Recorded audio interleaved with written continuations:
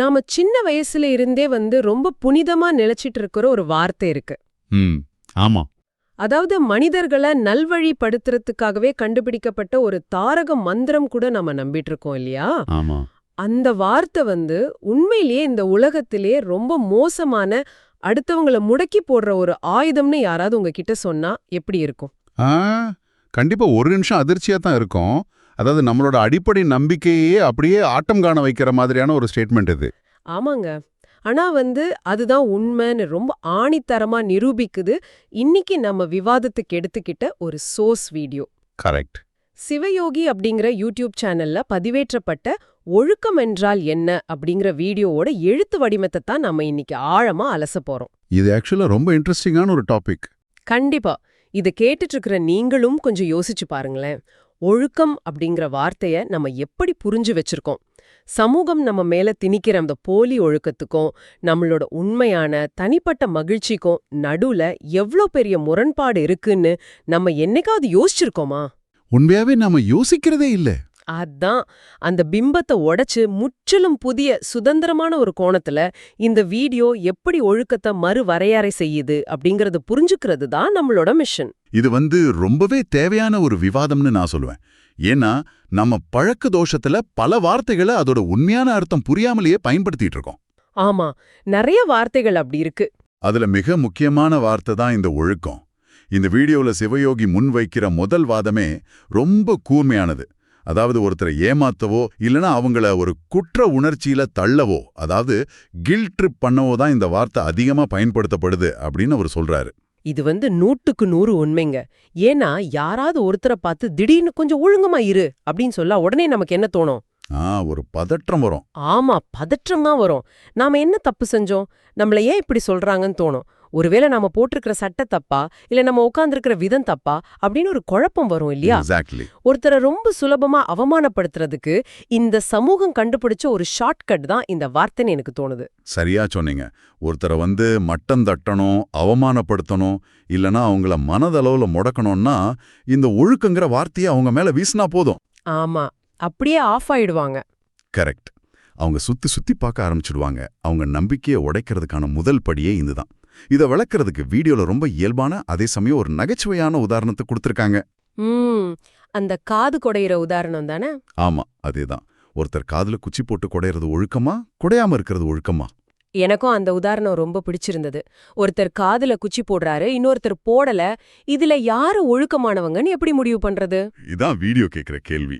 அதே மாதிரி செருப்பு அணிற உதாரணமும் ரொம்பவே யோசிக்க வச்சுது. செருப்பு போடுறது ஒழுக்கமான்னு கேட்டா, காசு இல்லாத ஒருத்தன் நடக்கும்போது வழியில முள்ளு இருந்தா அவன் செருப்பு போட்டு தான் ஆகணும். கண்டிப்பா. முள்ளு இருந்தா செருப்பு தேவை, முள் இல்லைன்னா செருப்பு தேவையில்லை, அவ்வளவுதான். எக்ஸாக்ட்லி. சூழலுக்கு ஏற்பவும் தேவைக்கேற்பவும் மாறக்கூடிய விஷயங்களை ஒரு நிரந்தரமான சட்டமா மாத்தி அதுக்கு ஒழுக்கம்னு பேர் வைக்கிறது மிகப்பெரிய அபத்தம்னு வீடியோ பதிவு செய்து. ஆமா, செருப்புங்கிறது காலை பாதுகாக்கிற ஒரு கருவி. அத ஒழுக்கத்தோட அளவுகோலா மாத்துறது எவ்வளோ பெரிய முட்டாள்தனம்னு யோசிச்சு பாருங்க.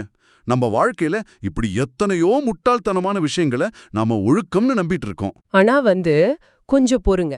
இங்கதான் எனக்கு ஒரு முக்கியமான கேள்வி வருது. கேளுங்க. இப்போ அந்த சோர்ஸ்ல சொல்றத பார்த்தா சமுதாயத்துல எந்த விதிகளுமே தேவையில்லை, எல்லாரும் அவங்கவங்க இஷ்டத்துக்கு வாழலாம்னு சொல்ற மாதிரி இருக்கே. சமுதாயம் சீரா இயங்கணும்னா சில பொதுவான விதிகள் தேவையில்லையா? டிராஃபிக் ரூல்ஸ மதிச்சு வண்டி ஓட்டுறது, அடுத்தவங்களை காயப்படுத்தாம இருக்கிறது, இதெல்லாம் கூட ஒழுக்கம் தானே? அது ஒழுக்கம் அப்படிங்கிறது முழுமையாவே ஒரு சமூக கட்டுப்பாட்டு கருவி, ஒரு சொசைட்டல் ஸ்ட்ரெயிட் ஜாக்கெட் அப்படின்னு சொல்றது கொஞ்சம் அதிகப்படியான விமர்சனம் மாதிரி தெரியலையா? நீங்க கேக்குற இந்த கேள்வி ரொம்பவே அவசியமானது. ஏன்னா நிறைய பேர் இங்கதான் குழப்பிக்கிறாங்க. சமுதாயத்துக்கு விதிகள் தேவைதான், அதுல எந்த மாற்று கருத்தும் கிடையாது. ஓகே. ஒருத்தர் அடிக்கக்கூடாது, திருடக்கூடாது, டிராஃபிக் ரூல்ஸை மதிக்கணும் அப்படிங்கிறதெல்லாம் மனிதர்கள் கூட்டமா வாழும்போது ஒருத்தருக்கு ஒருத்தர பாதிப்பை ஏற்படுத்திக்காம இருக்க உருவாக்கப்பட்ட சிவில் சட்டங்கள்.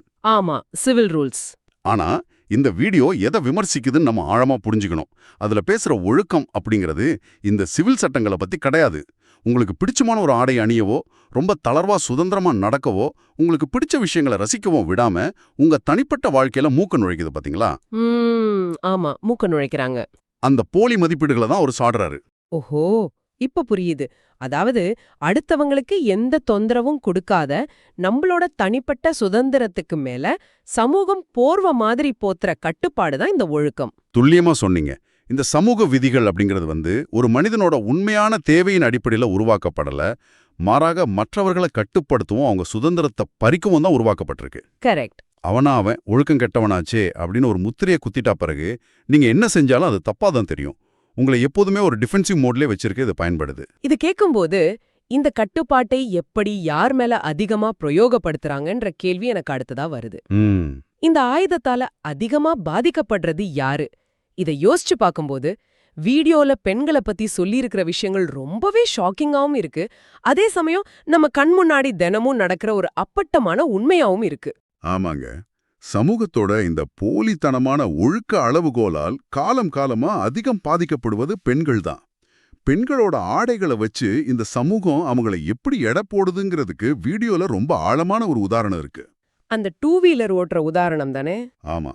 ஒரு பெண் நைட்டி அணிந்து கொண்டு ரொம்ப தைரியமா தன்னம்பிக்கையா 2 வீலர் ஓட்டிட்டு போறான்னு வச்சுக்குவோம்.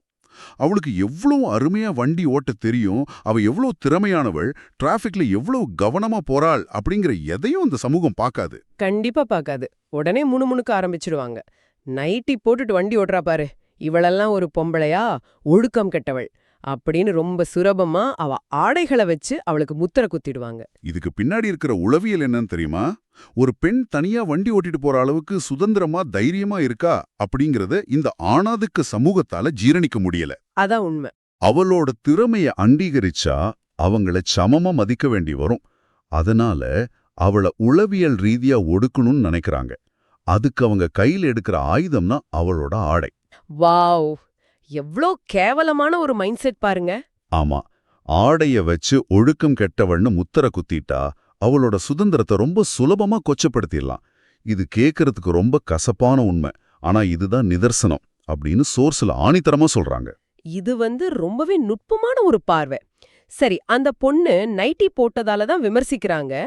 கலாச்சாரப்படி ஆடை அணிஞ்சா ஏத்துப்பாங்களான்னு பார்த்தா அதுவும் கிடையாது. இல்ல. அதே பெண் ஒரு சொந்தக்காரங்க கல்யாணத்துக்கு பட்டுப்புடவை கட்டிக்கிட்டு போனா கூட இந்த சமூகம் அவங்கள சும்மா விடுறதில்ல. கரெக்ட். முந்தானையில சரியா பின்குத்துல பாரு, கொஞ்சம் தூக்கலா இருக்கு பாரு, இவளுக்கு கொழுப்பு அதிகமாயிடுச்சு அப்படின்னு அங்கேயும் விமர்சனங்கள் தான். அதாவது நீங்க என்ன செஞ்சாலும் எப்படி இருந்தாலும் இந்த சமூகத்தோட கண்களுக்கு நீங்க ஏதோ ஒரு வகையில ஒழுக்கம் கெட்டவங்களா தான் தெரிவிங்க. இது எப்படிப்பட்ட ஒரு ட்ராப் பாருங்க. இதை விட இன்னொரு பெரிய முரண்பாட்டையும் வீடியோ சுட்டி காட்டுது. வேலைக்கு போய் நேர்மையா சம்பாதிக்கிற ஒரு பெண்ணை அவளோட ஆடைகளை வச்சு ஒழுக்கம் கெட்டவள்னு விமர்சிக்கிற இதே சமூகம் லஞ்சம் வாங்கி ஊழல் செஞ்சு பிழைக்கிற ஒரு பணக்காரனை பார்த்து இவன் ஒழுக்கம் கெட்டவன் அப்படின்னு என்னைக்காவது சொல்றதுண்டா? வாய்ப்பே இல்ல. அவனை பார்த்தா ஊரே கைகட்டி பவ்யமா நிக்கும். அவனுக்கு முதல் மரியாதை வேற கொடுப்பாங்க.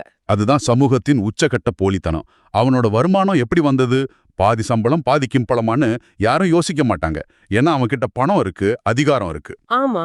அப்போ இந்த ஒழுக்கம்ங்கிற அளவுகோள் நேர்மையை பொறுத்ததா இல்ல அதிகாரத்தை பொறுத்ததா? பணம் இல்லாதவங்க, அதிகாரத்துல இல்லாதவங்க, குறிப்பா பெண்கள், இவங்கள மட்டும் அடக்கி வைக்க பயன்படுத்தப்படுற ஒரு சாட்டை தான் இந்த ஒழுக்கம். ஆக்சுவலா இந்த இடத்துல எனக்கு ஒரு விஷயம் தோணுது. ஒழுக்கம் அப்படிங்கிறது ஒரு மனிதனோட உண்மையான குணத்தையோ நேர்மையையோ அளக்கிற தராசு கிடையாது. மாறாக அது மற்றவர்களோட வாழ்க்கையில அத்துமீறி நுழைஞ்சு அவங்கள கேரக்டர் அசாசினேஷன் செய்யறதுக்கான ஒரு லைசன்ஸ். நான் உங்களை தப்பா பேசணும்னா எனக்கு ஒரு தார்மீக உரிமை வேணும் இல்லையா? அந்த உரிமையை இந்த ஒழுக்கம்ங்கிற பேர்ல சமூகம் தனக்குத்தானே கொடுத்துக்கிட்டு இருக்கு. மிகச்சரியான ஒப்புமை. இது 100% கேரக்டர் அசாசினேஷன் தான். இந்த விமர்சனங்கள் எல்லாமே ஒரு தனி மனிதனை சுயமாக சிந்திக்க விடாம தடுக்கிறதுக்கான உளவியல் தாக்குதல். ஆமா. வீடியோல ஒரு அற்புதமான கேள்வியை முன்வைக்கிறாங்க. உன் தேவை யாருக்கு தெரியும்? ஓஹோ, சூப்பர் கேள்வி. இது ரொம்ப ஆழமான கேள்வி. ஒரு மனிதனுக்கு என்ன வேணும், அவனோட உடல் மனம் எதை விரும்புதுங்கிறது அவனுக்கு மட்டும்தான் தெரியும். ஆனா மற்றவர்கள் வரையறுக்கிற இந்த ஒழுக்கம் எப்படி ஒருத்தரோட அந்த தனிப்பட்ட சுதந்திரத்தை பறிச்சு அவங்க என்ன நினைப்பாங்களோ இவங்க என்ன சொல்வாங்களோன்னு அடுத்தவங்களுக்காகவே வாழ வைக்குதுங்கிறது தான் இங்க நம்ம புரிஞ்சுக்க வேண்டிய விஷயம். சரி, தெருக்கள்லயும் குடும்பத்திலயும் நடக்கிற இந்த விமர்சனங்கள் ஒரு புறம் இருக்கட்டும்.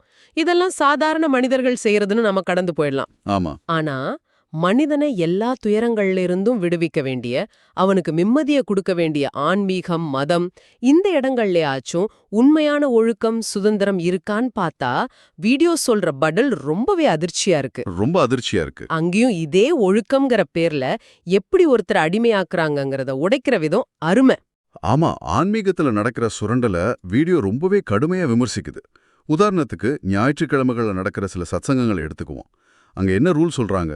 சரியா 5 மணிக்கு வந்துடணும்னு சொல்றாங்க. ஆமா, முன்னாடியே வந்து காத்துக்கிட்டு இருக்கணும். கரெக்ட். அப்புறம் அமைதியா உட்காரணும். முக்கியமா வந்து பேசுறவர் சொல்லும்போது குறுக்கே எந்த கேள்வியும் கேட்கக்கூடாது. இதை எல்லாம் ரொம்ப பெரிய ஒழுக்கம்னு நம்ப வைக்கிறாங்க. என்ன சொல்றது, அது ஒரு கண்ட்ரோல். ஆமா, ஒருத்தர் இதெல்லாம் சரியா செஞ்சா அவர் பெரிய ஒழுக்க சீலன்னு பட்டம் கொடுக்கறாங்க. ஆனா உண்மையிலே இது ஒழுக்கமா? கண்டிப்பா கிடையாது. இந்த இடத்துல தான் எனக்கே ஒரு பெரிய ஸ்ட்ரைக் ஆச்சு. ஆன்மீகம் அப்படிங்கிறது ஒரு மனிதனை கார்ப்பரேட் கம்பெனி ஊழியர் மாதிரி காம்ப்ளையன்ஸ் விதிகளுக்குள்ள அடைக்கிறது கிடையாது. ஆமா. நான் ஒரு இடத்துக்கு என்ன தேடி போறேன். அங்க எனக்கு ஒரு சந்தேகம் வருது. அதை நான் கேட்க கூடாது. வாய் மூடி அமைதியா இருக்கணும். அதான் ஒழுக்கம்னு சொன்னா அது எப்படி ஆன்மீகமாகும்? கேள்வி கேட்கிற உரிமையை பறிச்சுட்டு வாய் மூடி அமைதியா இருக்கிறத ஒழுக்கம்னு பேர் சூட்டுறது எவ்வளவு பெரிய தந்திரம். இதுக்கு பின்னாடி ஒரு பயங்கரமான மைண்ட் கண்ட்ரோல் தந்திரம் இருக்கு. ஒரு மனிதனோட உடல் ரீதியான சுதந்திரத்தை, அதாவது நீ இப்படிதான் உட்காரணும், இத்தனை மணிக்கு தான் வரணும்னு கட்டுப்பாட்டுக்குள்ள கொண்டு வந்தாதான் அவனோட மன ரீதியான கேள்விகளை கொள்ள முடியும். ஓ மை காட், ஆமா. பிசிக்கல் அட்டானமியை பிரேக் பண்ணி மென்டல் அட்டானமியை கைப்பற்றது தான் இதோட நோக்கம். அதுக்கு அவங்க பயன்படுத்துற போர்வையான வார்த்தை தான் ஒழுக்கம். இதுக்கு கீழ்ப்படியலன்னா உங்களை ஒழுக்கம் கெட்டவனு முத்திர குத்தி அந்த குரூப்லேருந்தே ஒதுக்கிடுவாங்க. இது ரொம்பவே ஆபத்தான ஒரு விஷயம். இது மட்டும் இல்லாம சில மத சடங்குகளை பத்தியும் வீடியோல பேசுறாங்க. சாமி கும்பிடுறேங்கிற பேர்ல தங்களை வருத்திக்கிறது, நான் இதத்தான் சாப்பிடுவேன், நீயும் இதத்தான் சாப்பிடணும்னு அடுத்தவங்கள வற்புறுத்துறது, இது எப்படி உண்மையான ஒழுக்கமாகும்? ஆகாது. நீங்க எதை சாப்பிடணும், எதை உடுத்தணும்னு இன்னொருத்தர் எப்படி முடிவு பண்ண முடியும்? கடவுளோட பேர்ல, மதத்தோட பேர்ல ஒருத்தர் உங்க தட்டை பார்த்து நீங்க என்ன சாப்பிடணும்னு சொல்றாருன்னா, அவர் உங்க கடவுள் கிடையாது, அவர் உங்க எஜமானர், நீங்க அவருக்கு அடிமை. ஆமா, ரொம்ப ஸ்ட்ராங்கான பாயிண்ட். அந்த அடிமைத்தனத்தை ஒழுக்கம்னு நீங்களே நம்புறது தான் இங்க உச்சகட்ட சோகம். அந்த ஆன்மீக போலித்தனத்தை பத்தி பேசும்போது வீடியோல வர்ற இன்னொரு சுவாரஸ்யமான விஷயத்தையும் நான் சொல்லியாகணும். தன்னை பத்தியே முழுசா தெரியாதவங்க தங்களோட மனசுக்குள்ள 1000 குப்பைகளை வச்சுக்கிட்டு இருப்பாங்க.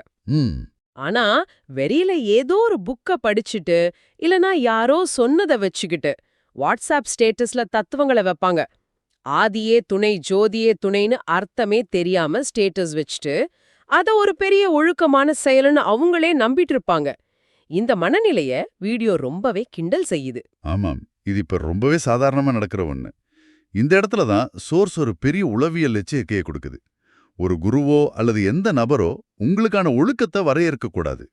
நீங்க அப்படி அனுமதிச்சிட்டீங்கன்னா நீங்க என்ன பண்றீங்க தெரியுமா? உங்க மூளைக்கான ரிமோட் கண்ட்ரோலா உங்க கையில கொடுத்துடுறீங்க. Remote control?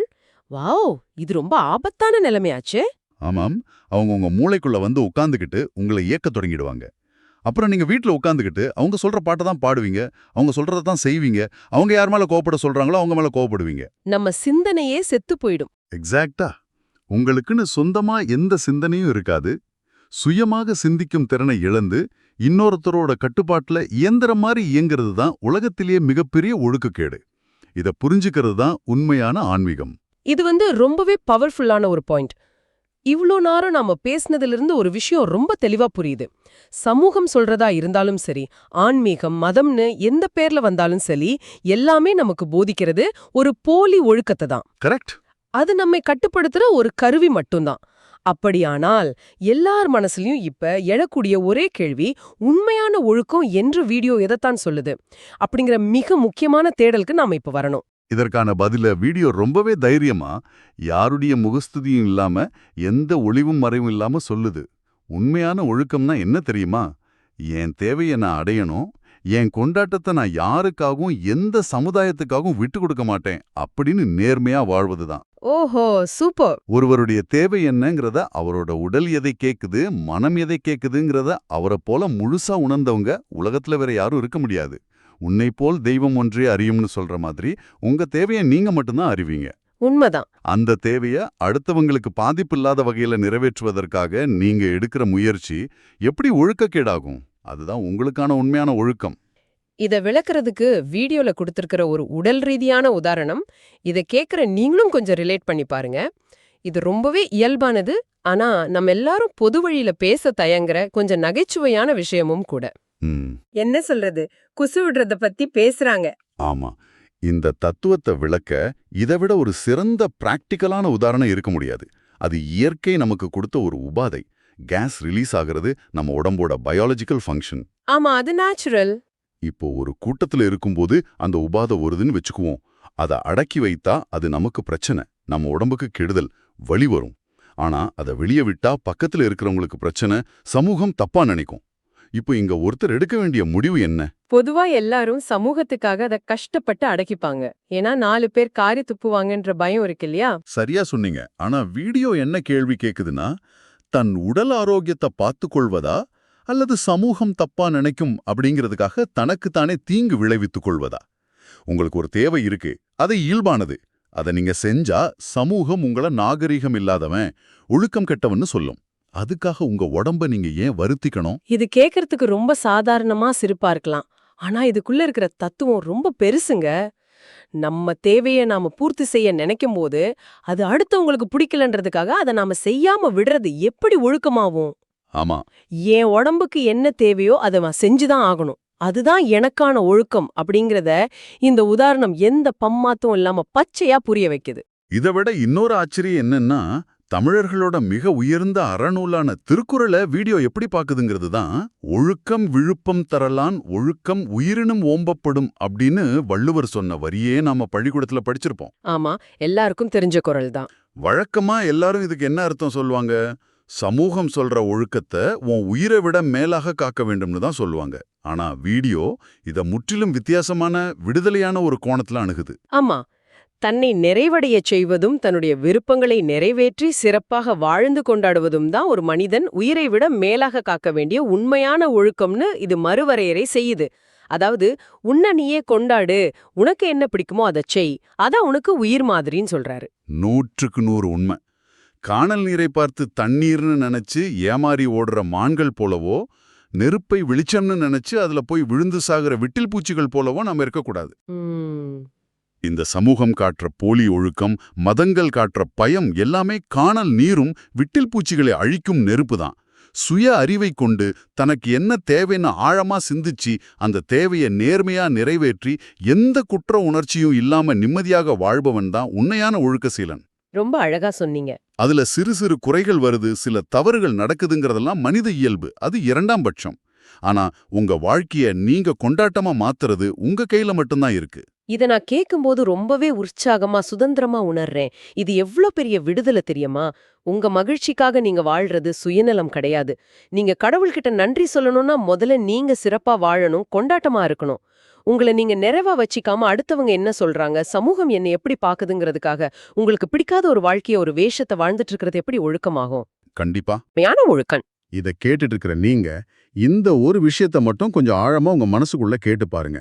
உங்க அன்றாட வாழ்க்கையில அவங்க தப்பா நினைப்பாங்க, இவங்க தப்பா நினைப்பாங்க, சமூகம் என்ன சொல்லும் அப்படிங்கிற பயத்துக்காக மட்டுமே நீங்க செஞ்சுக்கிட்டு இருக்கிற இந்த போலி ஒழுக்கமான விஷயங்கள் எத்தனை? நிறைய இருக்கும்னு நினைக்கிறேன். ஆமா, உங்கள் மனசுக்கு பிடிக்காம உங்களை நீங்களே ஏமாத்திக்கிட்டு வெறும் சமூகத்தோட கைத்தட்டலுக்காக நீங்க சுமந்துகிட்டு இருக்கிற சுமைகள் எத்தனை? அதை நீங்க முதல்ல உணரணும். அதை உணரும் போதுதான் உண்மையான சுதந்திரம் உங்களுக்கு கிடைக்கும். மிகச்சரியான கேள்வி. நாம இந்த விவாதத்தோட இறுதி பகுதிக்கு வந்துட்டோம்.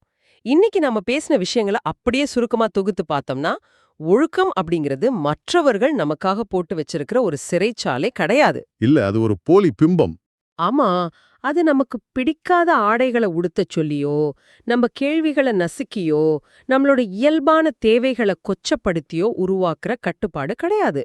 உண்மையான ஒழுக்கம் அப்படிங்கிறது நம்ம சொந்த மகிழ்ச்சியையும் தேவைகளையும் நேர்மையா சுதந்திரமா பூர்த்தி செஞ்சுக்கிற ஒரு பிரம்மாண்டமான கொண்டாட்டம். அந்த கொண்டாட்டத்தை அனுபவிக்கிறவங்க மட்டும்தான் முழுமையான மனிதர்களா வாழ முடியும். ஆமா, இந்த தேடலை நாம முடிக்கிறதுக்கு முன்னாடி உங்க சிந்தனைக்கு நான் ஒரு புதிய கேள்வியை விட்டுட்டு போக விரும்புறேன்.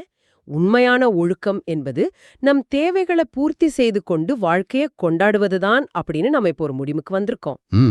அப்படின்னா கொஞ்சம் யோசிச்சு பாருங்க. காலங்காலமா இந்த சமூகத்தால ஒழுக்கம் கெட்டவர்கள் என்றும் கலகக்காரர்கள் என்றும் முத்திரை குத்தப்பட்டு ஒதுக்கி வைக்கப்பட்ட பல மனிதர்கள் தான் உண்மையில் தங்களுக்கு தாங்களே ரொம்ப நேர்மையான ஒழுக்க சீலர்களாக வாழ்ந்திருக்காங்களா? சமூகம் போட்ட அந்த போலி திரைய கிழித்தெறிஞ்சவங்க மட்டும்தான் உண்மையான சுதந்திரத்தை அனுபவிச்சிருக்காங்களா? கொஞ்சம் ஆழமா யோசிச்சு பாருங்க. மீண்டும் அடுத்த விவாதத்தில் சந்திப்போம்.